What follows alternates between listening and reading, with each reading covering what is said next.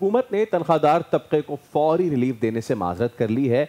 वज़ीर ख़जाना ने भी 2 रोज़ कबल कहा था कि इस बार बजट में शायद सरकारी मुलाज़िमीन की तनख्वाह में इजाफा मुमकिन ना हो।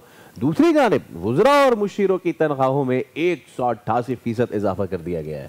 वफाकी काबीना अरकान के जो तनख्वाहें हैं अब वो 2 लाख के बजाय 5,19,000 रुपए की मंजूरी दे दी गई है, वो होंगी। इस इजाफे के बाद अवाम सवाल उठा रहे हैं, क्या ये खुला तजाद नहीं, अपनों पे करम अवाम पर सितम। जी हाँ, इसी पे बात करने के लिए हमारे साथ मौजूद हैं तजियाकार एहतशाम उल हक साहब। एहतशाम साहब अस्सलाम वालेकुम। सर बड़ा ज़बरदस्त हम तरक्की कर रहे हैं और ये तरक्की की ही तो नवीद है कि तनख्वाहें बढ़ रही हैं। अब मतलब कि आवाम की नहीं बढ़ रही, लेकिन जो अवामी नुमाइंदे कम से कम उनकी तो बढ़ रही है ना सर। देखिए फैसल, यूँ लग रहा है कि कोई भी हमारे माशरे का जो सेगमेंट ऑफ सोसाइटी है ना, वो ख़ास तौर पे हुकूमती हल्के हों, अदालत हो, उसके बाद ब्यूरोक्रेसी हो, पार्लियामेंटेरियन हो, ये लगता है कि दौड़ में लगे हुए हैं कि हम पीछे ना रह जाएं, कि कोई पैसा जो हमने कमाना है हम उसमें पीछे ना रह जाएं। अभी देखें ये सिलसिला शुरू होगा, आपको याद होगा साल सवा साल पहले ये पंजाब असम्बली से शुरू हुआ था। MPAs ने अपने ही 400-500% तनख्वाहें बढ़वाई थी। उसके बाद से ये मामला आया जनाब इधर पार्लियामेंट में, यहाँ पे नेशनल असम्बली में लोगों ने तनख्वाहें बढ़वाई, उसके बाद सेनेट की तनख्वाहें बढ़ाई गई, और उससे पहले सबसे पहले तो हम चले जाएं तो जजों की तनख्वाहें बढ़ाई गई थी। वो तो शायद हुकूमत उनको लेवर करना चाहती थी, उनकी तनख्वाहें बढ़ाई गई थी। मतलब आम तनख्वाह जो जजों की थी वो कहा जाए, वो मुझे याद है जिसकी 6-6.5 लाख तनख्वाह थी वो 11 लाख 12 लाख बल्कि 14-15 लाख तक चली गई थी। उसके बाद फिर देखें जिस तरीके से सेनेट असम्बली, और फिर आज आपने देख लिया कल कि जिस तरीके से काबीना में हुआ, मतलब ये मेरे लिए शायद हजम नहीं हो रहा था। मुझे लग रहा था कि वो माजरत के साथ वो जो ख्वाजा आसिफ फैसल इस्तेमाल करते हैं ना जुमला अपने मुखालफिन के लिए, तो कोई शर्म होती है, कोई हया होती है, देखे ना वो अब वो होनी चाहिए, मतलब इंतहा है। और जब भी आपने जिक्र किया, अभी देखे वो फाइनेंस मिनिस्टर ने कह दिया है कि सरकारी तनख्वाहों में इजाफा नहीं होगा, पेंशन में कोई इजाफा होना, चले ये ना करें। उस दूसरी तरफ महंगाई का क्या बुरा हाल कर दिया। लेके अभी आपने देखा 2 दिन पहले प्रेस कॉन्फ्रेंस की सागदार साहब ने कि कोई सूरत ही नहीं है 164 रुपए किलो से तनख्वाह अपना ज्यादा नहीं की जाएगी, कीमत 180-185 रुपए किलो चीनी बिक रही है, कोई हुकूमत की रेट नहीं नजर आती। तो अफसोसनाक बात यह है कि हमारे जो खास तौर पे अभी आप जो पार्लियामेंट में लोग बैठे हुए हैं, मैं जाती तौर पे जानता हूँ, आप भी जानते होंगे कि 80-90% वो लोग हैं जिनको पैसे की जरूरत ही नहीं है, लेकिन वो पैसे के पीछे पड़े हुए हैं। और अब जिस अंदाज से काबीना में आप देख लें, काबीना भी जो कहा गया था 14-15 लोगों की होगी, अभी देख लें ये 35 लोग थे, और 3 दिन 4 दिन पहले आपने देखा इनकी तादाद डबल कर दिया, अब ये 52 हो गए। एहतशाम साहब, ये जो सैलरी की बात हो रही है, जरा लोगों को ये भी बताइए, खैर लोगों को पता है, ये पब्लिक है, ये सब जानती है, लेकिन लोगों को ये भी बताइए कि ये सिर्फ सैलरी है, इसके अलावा के perks, the fuels and the allowances और वो सारी चीजें जी वो तो अलग है बिल्कुल। ये तो आपने बड़ी जबरदस्त बात की फैसल। इनकी तो perks and privileges at time तो तनख्वाहों से ज्यादा होती हैं। फिर इनके जनाब जिस तरीके से इनको सिक्योरिटी दी जाती है, इनके गार्ड होते हैं घर में, और उसके बाद ऑफिस में, प्लस फिर इनके खाने पीने के यानी कोई लिमिटेड अनलिमिटेड बिल होते हैं।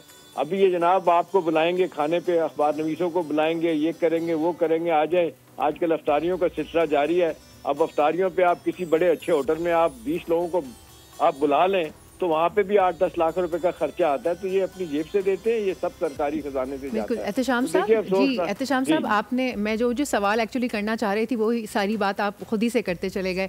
मैं सिर्फ ये बात सोच रही हूँ कि आप तनख्वाहें डबल कर दी, उसके अलावा जैसे फैसल ने कहा कि इतनी उनको अलावा उनकी तनख्वाहों की चीज़ें मिल रही हैं, फिर अगर अवाम सड़कों के ऊपर आके एहतजाज करते हैं तो फिर वो भी नहीं सुने जाते, तो अवाम फिर जाएं कहाँ?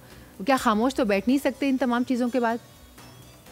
देखिए सोनिया, लोग अवाम तो आवाज़ उठाती है, रोती है, पीटती है, अब क्या कर सकते हैं। अवाम अब सड़कों पे आके एहतजाज बाकायदा शुरू करे तो फिर वो कहते हैं कि जी देखें ये हुकूमत के खिलाफ लोग हो गए।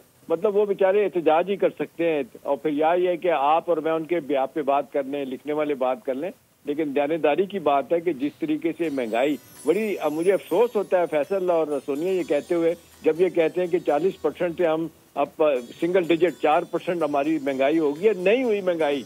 अभी देख लें महंगाई के बढ़ने की रफ्तार में शायद कमी हुई है, लेकिन महंगाई आज भी आप चले जाएं किसी चीज की कीमत की कम नहीं हुई। और ये लोगों के लिए मसाइल हैं जो हमारे मुल्क में आप देख लें। अब अभी आप देख लें 1.5 करोड़ पे 1.5 करोड़ बंदा मजीद जो है ना वो गुर्बत की सतह से नीचे चला गया अकॉर्डिंग टू वर्ल्ड बैंक। अब 25 करोड़ की आबादी में 11 करोड़ लोग जो है ना वो गुर्बत की सतह से नीचे रह रहे हैं। वो यूँ आप कहें कि $2 पर डे पे सस्टेन कर रहे हैं। अभी आप मुझे बताएं जो बेचारे और लोग हैं, वो किसी ने बड़ी अच्छी बात की थी कि भाई 80% लोग वो हैं कि जिनकी 10 तारीख के बाद इनका उधार शुरू हो जाता है।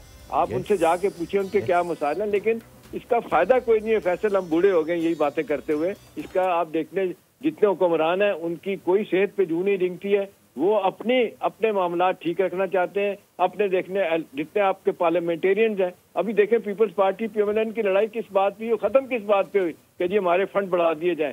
अब नवाशी साहब ने कहा, शबाशी साहब ने, आपको फंड दिए जाएंगे, इतने ही दिए जाएंगे जितने आप पीपल्स पार्टी के MNO को दिए गए, जितने PMLN के लोगों को मिलते हैं। तो देखें ना इनकी तो दौड़ ही यहाँ तक है कि जी हमें क्या मिलता है। तो प्रोसेस में मारे जाते हैं आवाम। और फिर अब देखें तो लोअर मिडिल क्लास तो खत्म हो गई है, तेजी के साथ मिडिल क्लास खत्म हो रही है और किसी को कोई एहसास नहीं है कि मुल्क कहाँ जाएगा। और आखिरी बात, इम्पोर्टेंट बात यह है कि वर्ल्ड बैंक अपना IMF के साथ जो इन्होंने तय किया था कि ये 13,000 क्या कहते हैं 13,000 अरब रुपया जो है ना वो रेवेन्यू होगा कलेक्शन, उसमें 600 अरब रुपये की कमी कर दी गई है।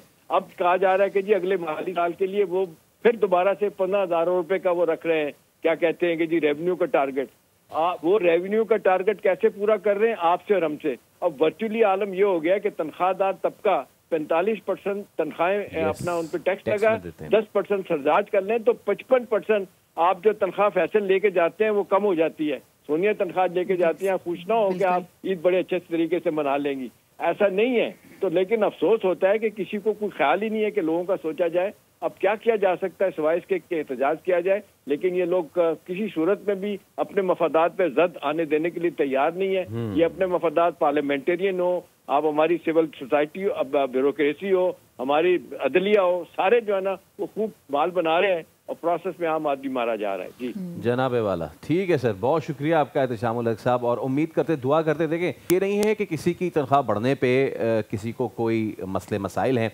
बात सिर्फ इतनी सी है कि अगर एक तबके की बढ़ रही है तो फिर सबकी बढ़नी चाहिए, और ख़ास तौर पे उन तमाम तर लोगों की कि जो हमारे अवामी नुमाइंदा है, चुनिंदा नुमाइंदा। अब देखें सवाल तो ये है कि वोट किसने दिया? अवाम ने। बड़ी किसकी? उनकी जिनको वोट मिले, तो जिन्होंने वोट दिए उनकी भी तो। लेकिन फैसल हम फिर भी इस पर बात करते रहेंगे, कभी ना कभी चीज़ें ठीक होंगी। हमारा काम है बात करना और करते रहना, और इंशाल्लाह हम पूरी उम्मीद रखते हैं कि इंशाल्लाह चीज़ें सही होंगी, बेहतरी की तरफ जाएंगी। ठीक है, सब्सक्राइब करें और बेल दबाएं ताकि कोई खबर रह न जाए।